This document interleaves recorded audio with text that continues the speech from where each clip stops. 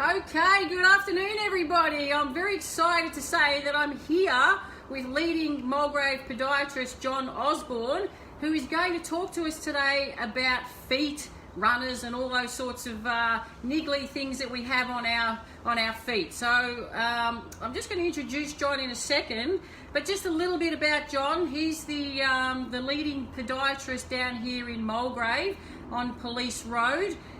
He's had a practice down there for about 7 years, and he's now has another guy down there called Tomos who's working with him as well.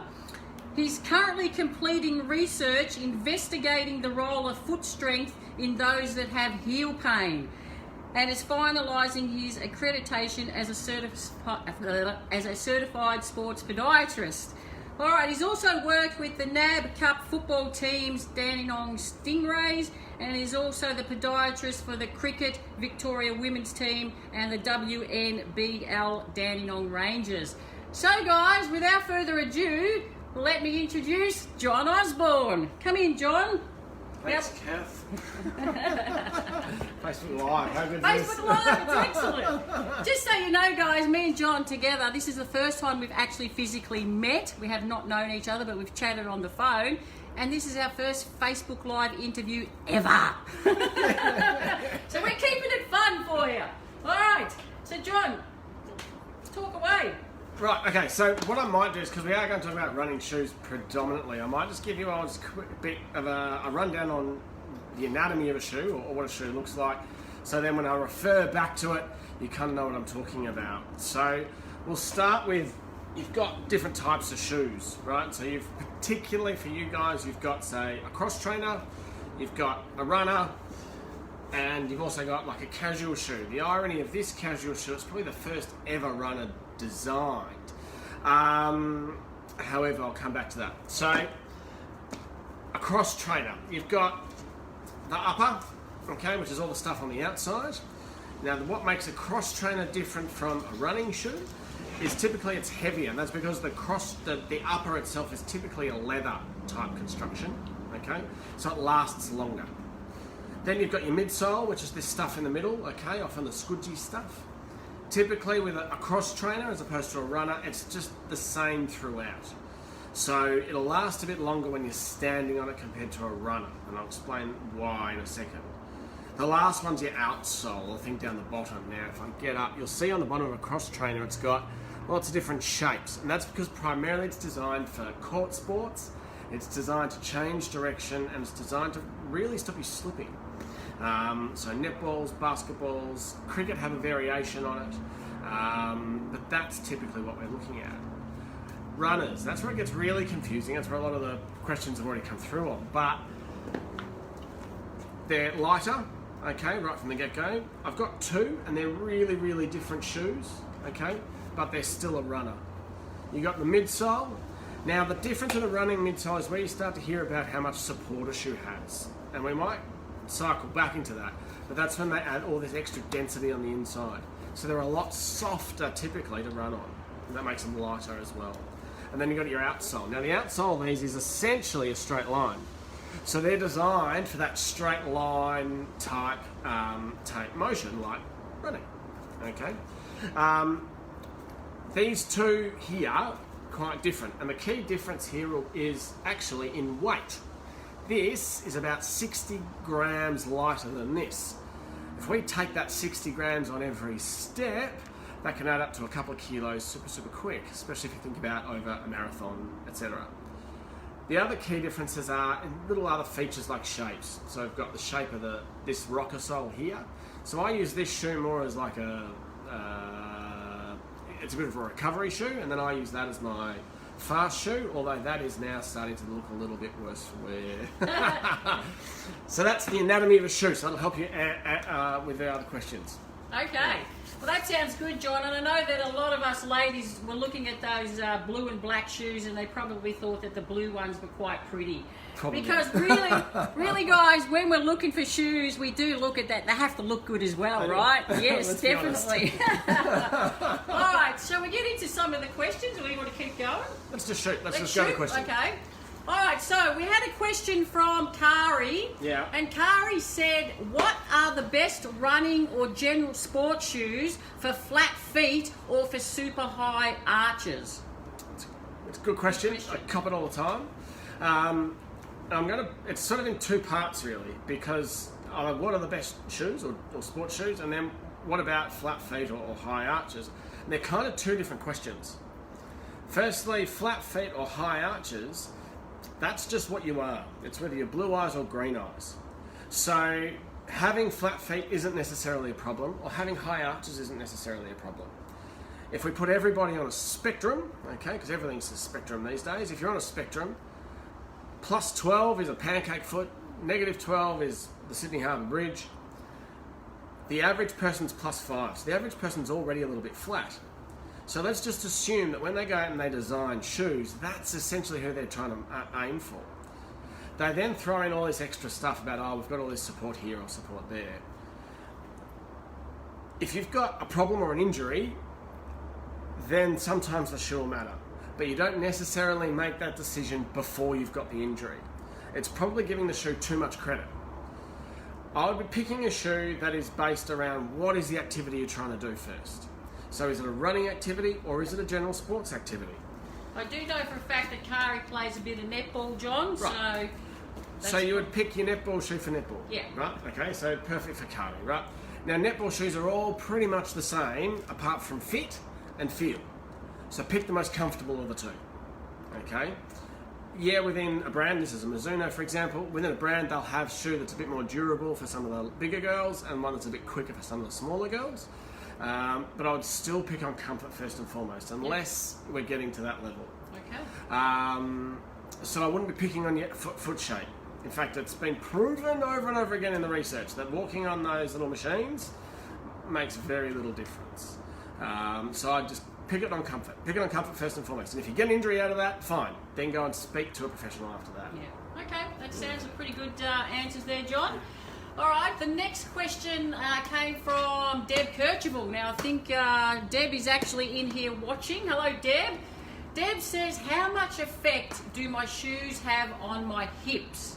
Now, Deb has had a lot of problems with her hips, all right? So, you know, she probably wants to know, am I actually wearing correct footwear here? So what do you think about that question?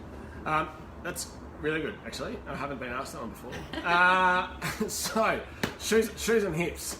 I'm going to take this one back to the weight of a shoe. So, if you're, let's say it's young Kathy, right? How much do you weigh, Kathy? Personal question. How much do you weigh? 58 kilos. I like the fact that he said I was young. So, young Kathy is 58 kilos. Young Kathy should be using a really lightweight shoe. Okay? So the lighter the shoe, the less stress on her body to carry it. If I was out running and I'm a fair bit heavier, okay, so I'm closer to nearly 80 odd kilos, a bit over, depends on the day, but so a bit over 80 kilos, I actually need a heavier, more durable based shoe, okay? So I'd be looking at a shoe that's about, and I'm getting technical, about 250 odd grams, which is your average running shoe, okay? For someone like Kathy, if she was going to go out running, she could afford to pick up the lighter, probably sexier looking pair of shoes because it's going to put less stress on her system because she's carrying less around because she's smaller. And there's a great paper written by University of South Australia. In fact, the guy's whole thesis was based on that. And that was the final kicker, really. In fact, I'll put his 3-minute scoop up and I'll give it to you so you can watch it. But he basically came up with the idea saying, look, it's about the weight. Now, as far as then what effect it's having on your hips, again, it comes back to comfort. And the hips are a long, long away from the foot. So I would be ruling out, first and foremost, if it was clinical, I'd be ruling out your back, your glute strength, which is probably key, how your knees are functioning, and then into your shoes. But I'd be picking a shoe that's built for what you're doing. So let's say I was 150 kilo, I'd pick a shoe which is a bit more sturdy, that's able to tolerate what I can achieve, and allows just to give me a stable, comfortable base. If I was a bit lighter, I have a lot more scope. So I pick a lighter base shoe, particularly if I'm running, because that'll be less stress through the hips. Now, Deb, because you're watching, can you whack us a thumbs up if I've answered your question? if you know how to do it, because I wouldn't. I'm going to assume that that's a thumbs up. It's all right, Deb, you can tell me later. All right, that's excellent, John. Let's move right along. Okay, so Catherine. Now, Catherine is actually a runner, all right? So she gets out, runs the streets. I see her all the time. And Catherine says, and is she joining us yet? No, she's not in there yet, but okay. So Catherine says, what's the best way to know the shoe you have is best for you? Is it advised to see a podiatrist about this, right? So when I heard of her question, it instantly took me to Athlete's Foot, where they kind of look at, you know, what shoes are good for your feet. So take it away. So, yeah, look, I have contention with the way they fit shoes. The whole wet foot concept of when you get out of the shower and you got that, it doesn't apply to fitting shoes. However, at least it provides some guidance, because that wall is confusing. Ultimately, Catherine, if you're uninjured and you're feeling pretty good, you're in the right shoe. And as boring as that sounds, you're in the right shoe. If you're a runner, you probably want to be going through 2 or 3 pairs of shoes. There's a question that pops up later about lifespan of runners, and that'll probably swing back to answer some of these questions too. But if I was running regularly 3 or 4 times a week, I'd probably cycle 2 pairs of shoes. Now you kind of think, well, that's not cheap. But say, you know, $200 for a pair of shoes. If I was to go and have a set of dumbbells at home, that's $200 as well. So the cost of a pair of shoes isn't as much as we present it out to be. And if you look at it over the cost of 6 months, you know, that it does reduce. It's about $50, less than $50 a month on your pair of shoes. So I would invest in 2 pairs of shoes, and I would have 2 different pairs of shoes that are comfortable and that fit properly. If then in turn, and I suppose I see this from injury perspective rather than a performance perspective, if you are getting an injury, then yeah, absolutely go see your podiatrist and then say, hey, look, I think I'm getting an injury. Here are my shoes. Bring them with you to the appointment, because that's really important. And then you can, sometimes it's as simple as, yeah, let's just flick the shoe. I would have a consistent pair of shoes that you have been running for years. Most people, it's something like an Asics Kayano or a Brooks Adrenaline. And then have another pair of shoes that you just, if you, I mean, I'm a shoe geek, so I would have 2 or 3 pairs of shoes on the go all the time, just so I can feel what a new pair of shoes feels like. Truly, you won't know till you take it out and take it for a run, though. Okay, I'm actually learning a lot here myself, guys. This is good. All right, now Gloria, young Gloria. It's really good, isn't it? Young Gloria. Now Gloria is one of my seniors, John. And she actually said to me this week that she needs to go out and buy a new pair of runners, right? Because of the tread. She thought the tread was wearing. And I said, don't do anything yet, because we've got John coming in, and he'll hopefully give you some information as to what type of shoe to get. So her question is, when should you replace your runners? Because hers still look and feel somewhat pretty good, right? But she noticed that there was, you know, worn tread. So she figured that maybe it's time. So what do you think to that question, John? So, if the tread's worn or the upper's worn, they're done. Yeah. Okay, they're actually the bits that go last. They are typically the bits that we'll see, and so we'll hold on to shoes. If I'm being, you know, gold standard about it, you're probably turning over your shoes, and if it's a runner, like one of these, you're looking at about every 750 Ks. Okay. So if I break that down, if you're wearing it, if you walk at 5 Ks an hour, and you walk on average 5 hours a week, that's 25 Ks in a week. If I do 4 weeks in a month, that's about 100 Ks a month. That's about every 7 months if you're turning it over. Right. Okay. Now, to complicate it a bit, if you're standing it, weight training in it, you're going to burn through runners because they're softer on the outside a little bit quicker than you'll burn through a cross trainer. Okay. So that's when it starts to get complicated. Well, you know, runners are good because they're lighter, but they don't last quite as long. But I'd probably be, I mean, look, ideally you'd be burning them over about probably 6 months, because it's actually the mid-soles, this stuff in the middle that I was explaining about before, that's the stuff that dies first, and that's the thing that's providing the cushioning, that's the thing that's reducing the amount of impact against the ground, that's the thing that's helping, that's the guts of the shoe. The other stuff is not the guts of the shoe, that's the other stuff. So I'd be turning it over probably about every 6 weeks. Yes, I love that question. I'll tell you, it's a good story about that as well, Sharon. Yeah, I'd be turning them over about every 750 kilometres is the answer. Cross trainers are longer, about 1,000 kilometres. So Gloria, since you've been getting out there and doing those 7Ks, I think you're either going to have to reduce your walking a little bit. No. No, we don't want you to reduce your walking. But this is what I would say. If your shoes are still looking pretty good, maybe you could use those for gardening, all right? Yes. Okay. Gold idea. All right, well Gold done. idea. Did somebody ask a question in the group there? Yeah, John, Pete, what do we got? Sharon has said, does washing your runners compromise their structure and support? Oh, great question. When I was first dating my wife, her legend Gloria, when I was first dating my wife, my father-in-law is a clean freak. So he would routinely stick his runners into the washing machine, and it does compromise them. So, and the reason it does is because there's between these layers of the shoe, there's a big line of cardboard, especially in the cheaper runners. Okay, you got more cardboard than foam, and so obviously wet cardboard it compromises the structure of the shoe. He, on purpose, would pull his shoes out of the washing machine every time I'd go over, just to fire me up a bit. But he's a good guy. I think he's great value. So it does. Look, it does compromise it. If you want to clean them, it's a little bit more work, but just a toothpaste and a toothbrush, then just wipe it off. Done. Okay. Easiest way to do it. Well, there you go, guys. A fantastic question there, Sharon. And can I say that I reckon each and every one of us at some point has put their runners in the washing machine to get washed. So we're not doing that anymore, guys. You got it? No more. All right, moving right along.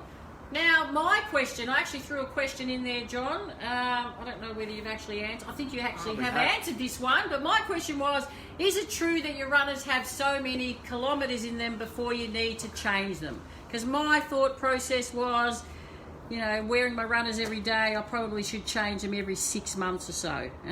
But yeah, John's actually answered my question in previous questions with what he said. So every seven... But essentially, the lighter the shoe, the more frequently you turn it over. Yeah. Okay, so Skechers is a great example. So the Skechers shoe, they've only got about 200 k's of life in them. Yeah, they're not that good for... They're just not going to last, No. right? They're comfy and they're a great sort of slipper type idea, but they're just not going to last, which is why, I don't hate on any shoes, right? I love a Nike Free, I love a whatever, and I mean, I'm wearing a pretty flimsy shoe today, but it's the lighter the shoe, the shorter it's going to last. So it's about on average 700 k's. Yeah.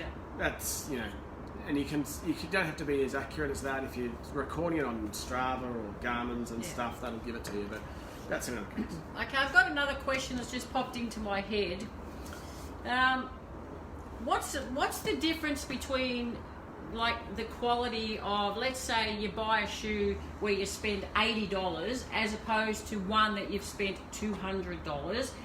Like, is there a big difference in the quality of the shoe if you go maybe Adidas? Let's compare Adidas with Asics. Okay, so Adidas and Asics is almost no difference, right? Okay. So the brands Adidas, Brooks, Mizuno, Asics, Nike, there's not much difference. Even then too, within one of those brands, they've got a range that's crazy. We've got a spreadsheet at work which breaks all the shoes down in their features and weights and things. And thumbs up, we should get that spreadsheet. I like that question. That's right into me. But we've got it's massive. It's a few hundred shoes on it. Right. So, and we're constantly updating it because they change their shoes every 6 months or 3 months. Yeah. So there's heaps and heaps of shoes out there. As far as cost is concerned, there's also a huge range of costs even within that.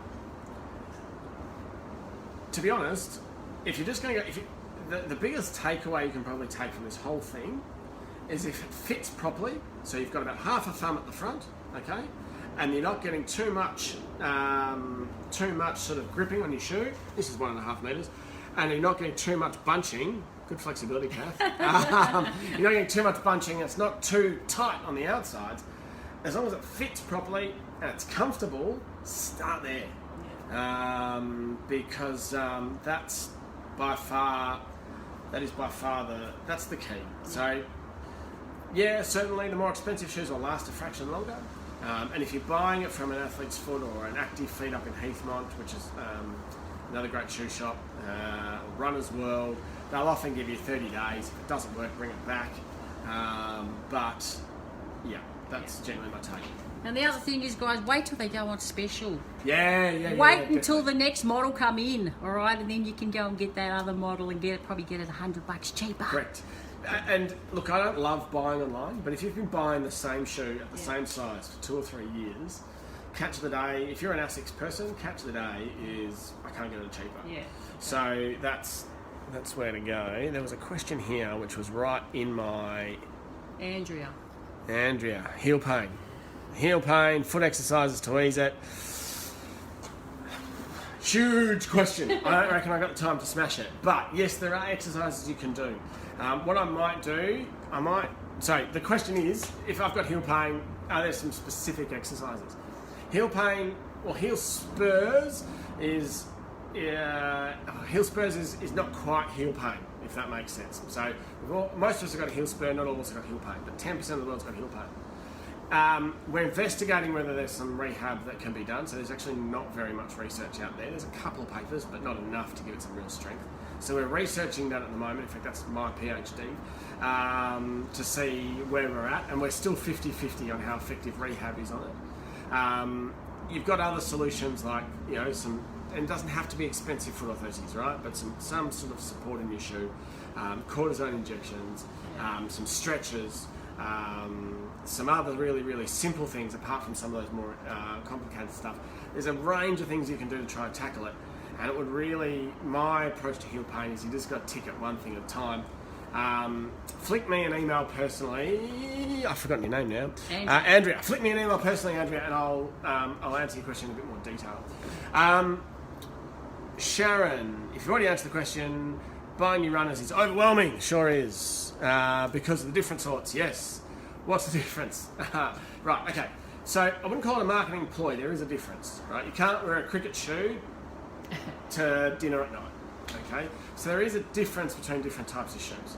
And at the beginning of this, which will come back on, we did talk about the difference between, say, a cross trainer and a runner, and even most simply, that's the bottom of a cross trainer, that's the bottom of a runner. They're different, so they're designed for a different purpose. So because they're designed for a different purpose, they'll have different strengths and different weaknesses.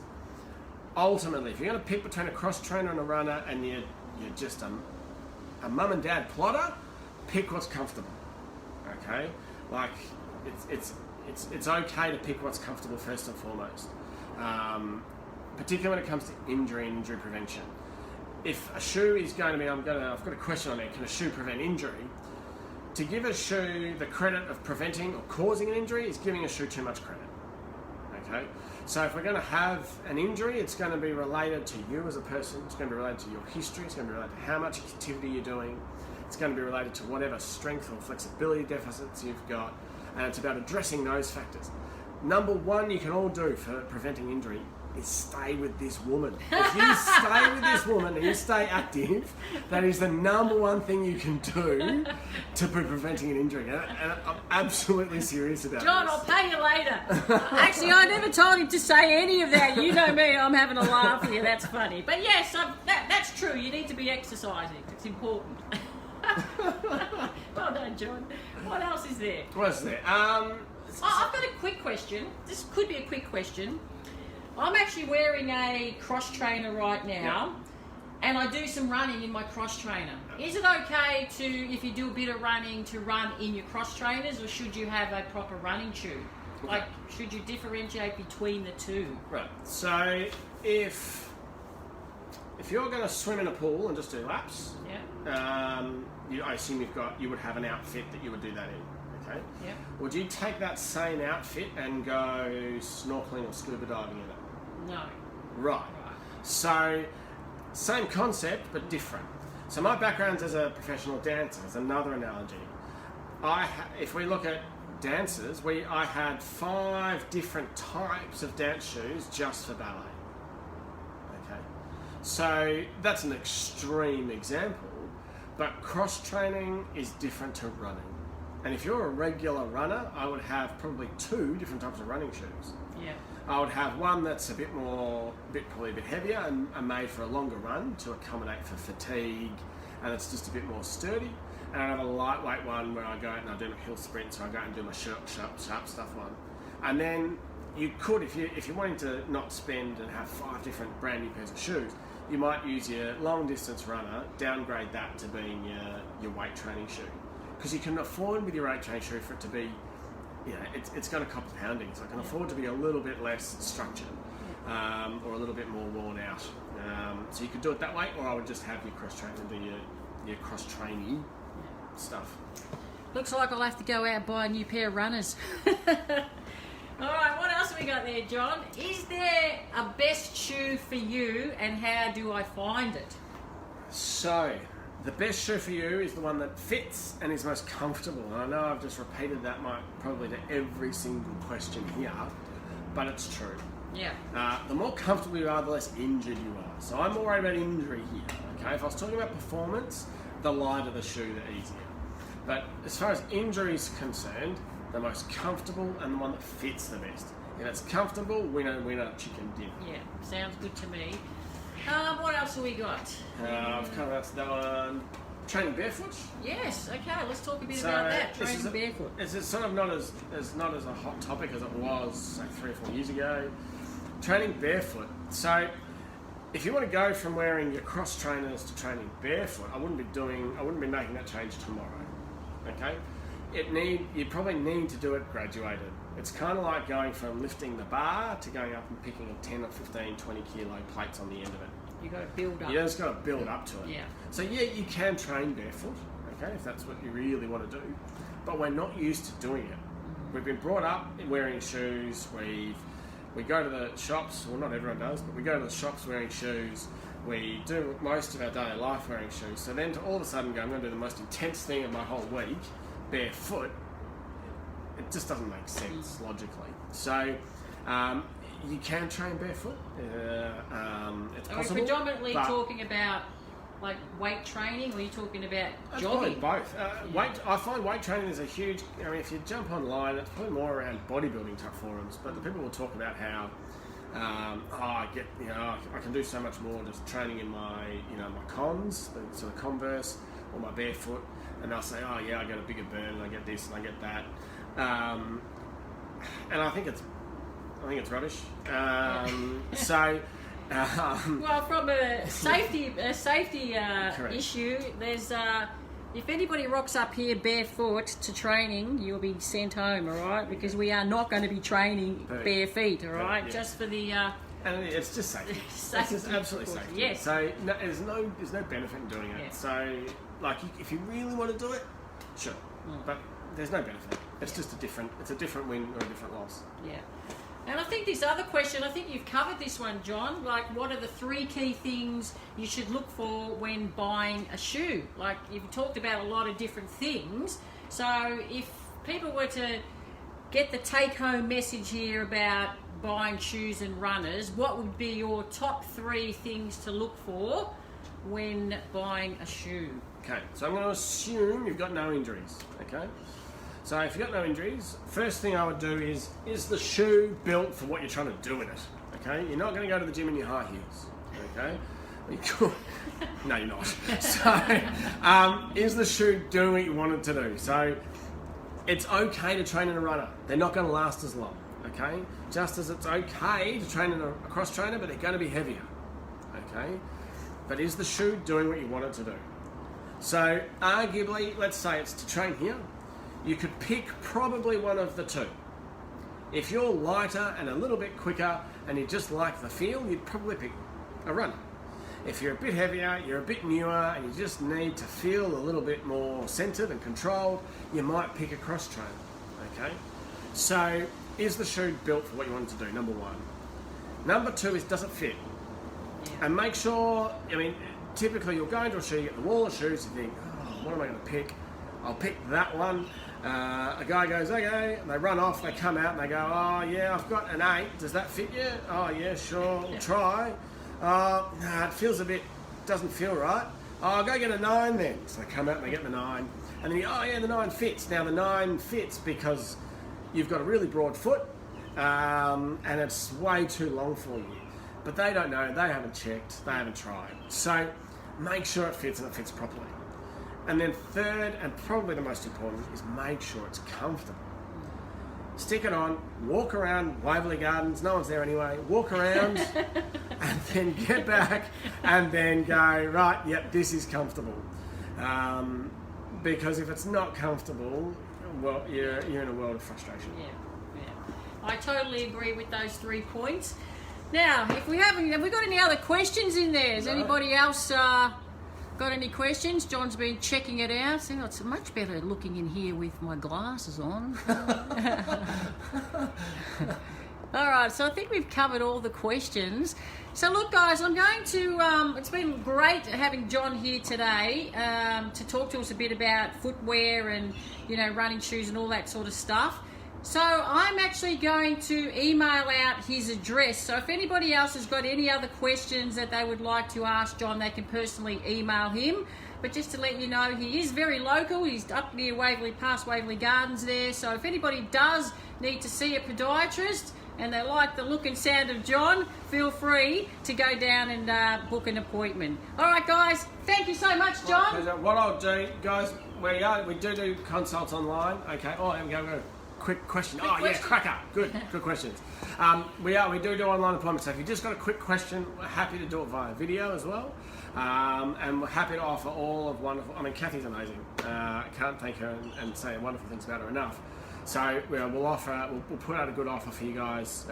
Maybe 50% off your first appointment. Let's just do something like that. Well, okay. That's pretty awesome. So 50% off. Thank you, John. Off first appointment for Kathy because she's a superstar. So. Right, a long way to lace a shoe. Carol, go to YouTube. Look up John Osborne, Sports Podiatrist. There are 2 or 3 videos there about lacing shoes, and that will absolutely answer your question with a lot more thoroughness. In essence, no, but there are probably ways that are better. So jump on there. If that doesn't answer your questions, flick me a line, and I'll answer it for you. Excellent. All right, well, can everybody give me 2 high fives and thank John, clap for John for coming to share his expertise with us all today. All right, we're going to finish up the video now, so if you happen to miss this, guys, you know we're saving it in the feed. Okay, cheers.